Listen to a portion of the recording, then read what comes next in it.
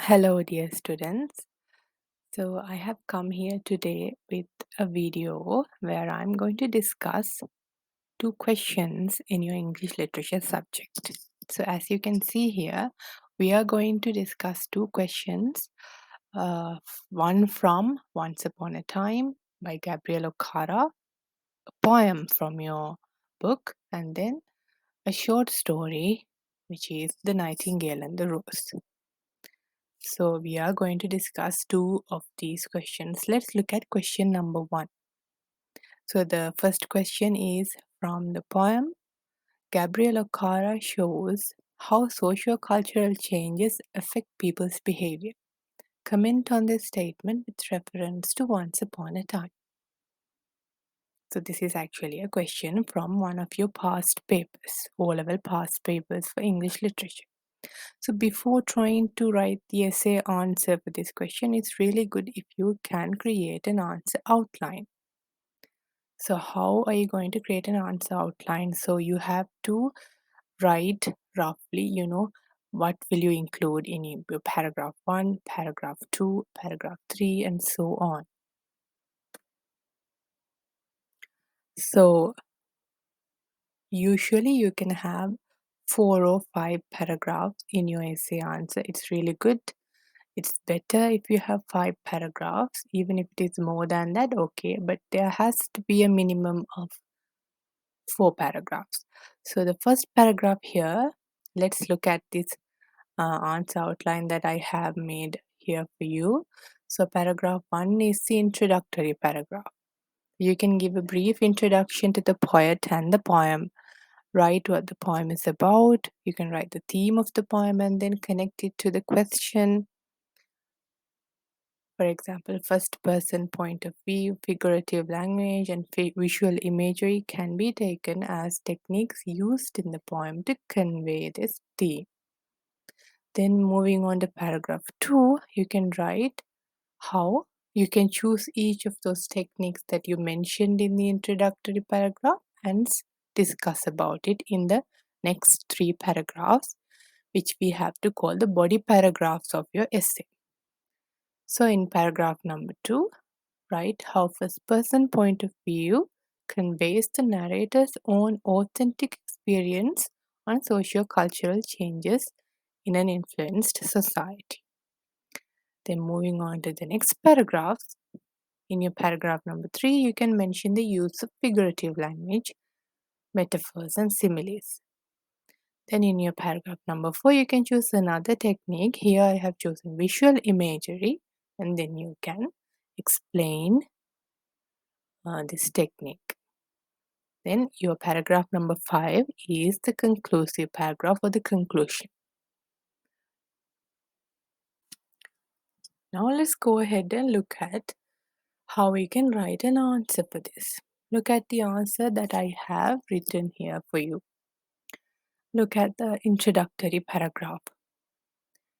So, Nigerian poet and novelist Gabriel O'Cara has written a number of literary works which are translated to several different languages. So, this whole sentence contains most details about the poet. So, instead of writing about O'Cara in different sentences, you are writing a lot. You are mentioning that he is a poet and a novelist. He has written a number of literary works and they are actually translated into several different languages. And then in the next sentence, I have mentioned like this. Okara's works are usually about Nigerian folklore, culture, as well as religion. So this is what you are going to explain about the poet. So next, let's talk about the poem.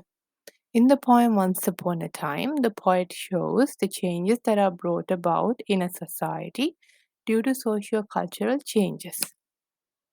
The poet illustrates this theme in first person point of view, relating his own experience, or rather, relating the narrator's own experience, while using rich figurative language as well as visual imagery in the poem. So, this is what you write in the introduction. Next, you move on to the next paragraph, which is the first body paragraph. So you're going to discuss each of these techniques that you mention in your introduction. The poem is written in first person point of view, relating the narrator's own experience about the social cultural changes that took place in his society. The narrator first describes how people in the society has changed with modern Western influence. So below that, you can add an extract from the poem. You can add an extract from the poem which is relevant to what you are discussing in this paragraph. So, moving along in the same paragraph, the speaker compares the people in the past to the people now. They used to be sincere and kind and smile genuinely with everyone, but now they have lost the warmth and sincerity. After describing the changes, the speaker admits that he also changed like them and started to imitate them. Towards the end, the narrator requests his young son to help him unlearn all the bad and to smile truly again. So, that is what you write in the first body paragraph, describing or maybe illustrating that first person point of view used in the poem. Moving on to yet another technique, we can go to the next paragraph. The poet has used figurative language throughout the poem to illustrate and compare the behavior of the people in the society. Eyes block cold eyes while their left hand search my empty pockets. You don't have to write, you know, the subsequent lines in a poem. You can choose some lines, one or two, maybe three lines, and write them down like this. The poet's use of metaphors and similes emphasizes the negative changes in people's behaviors and attitudes quite clearly. The figurative language helps convey the message that people no longer have warmth and truth in their hearts and eyes, and they only want the want to know the financial status of the person.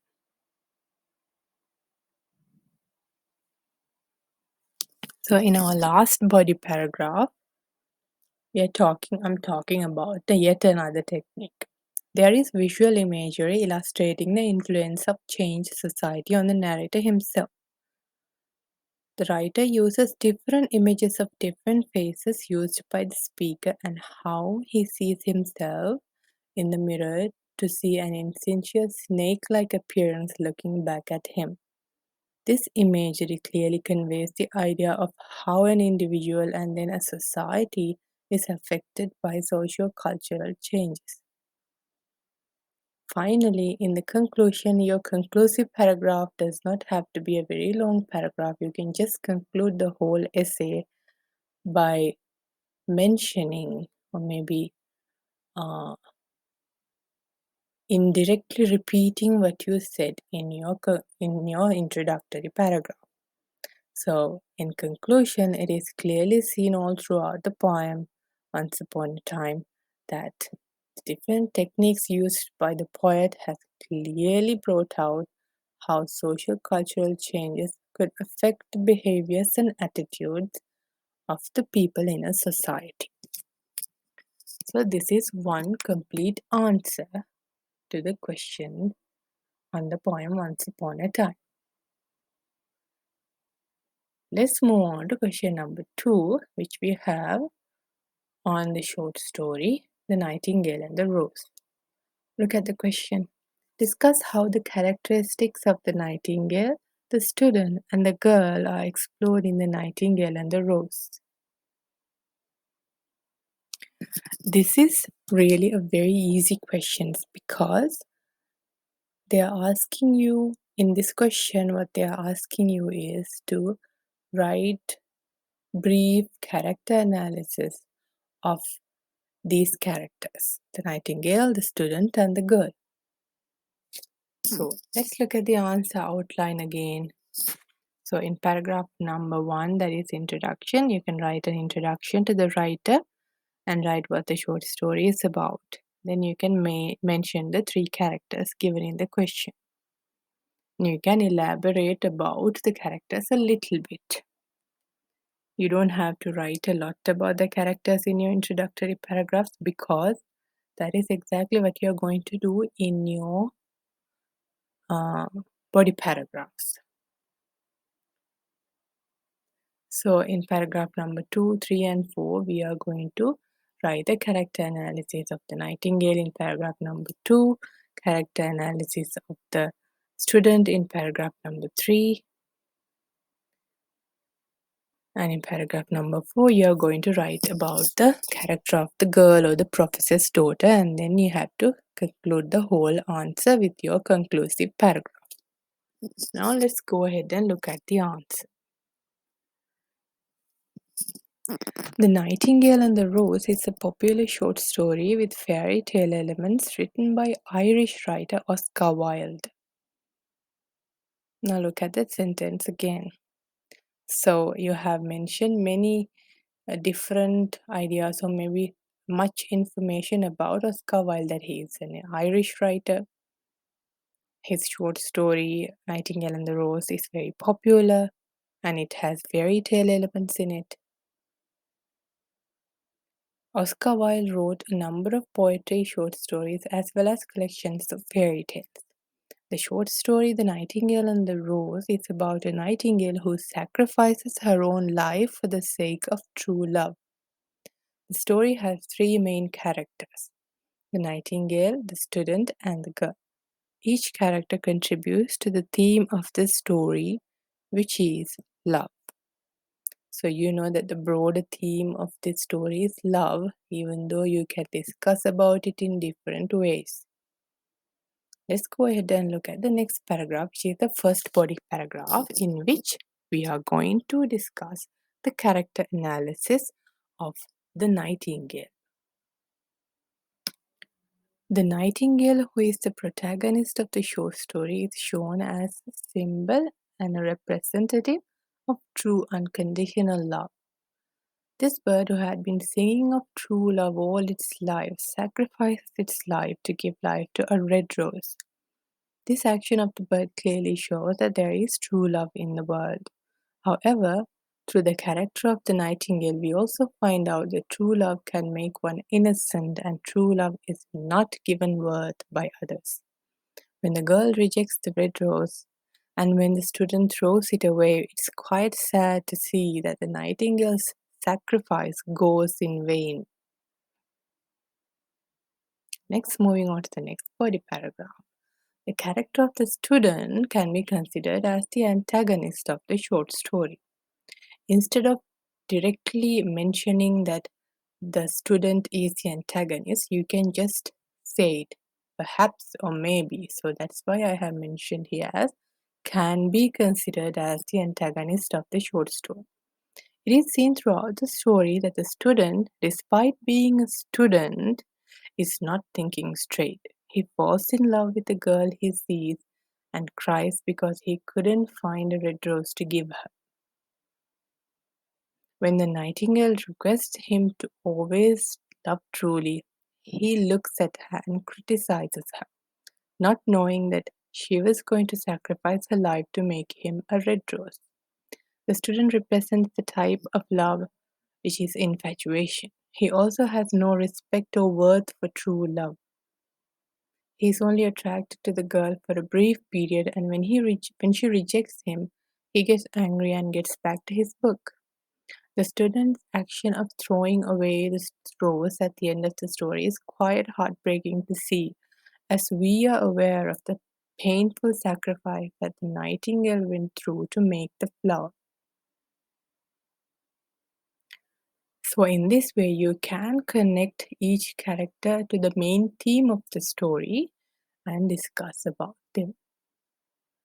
Moving on to the next paragraph, the next body paragraph, the girl or the professor's daughter. The girl, who is the daughter of the professor, appears only for a brief period in the story and is a representative of conditional and materialistic love.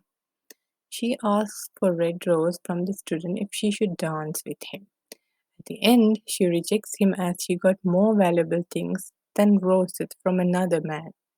This character tells us that some love expecting materialistic things in return. The description of the girl also adds to the materialistic nature of the character.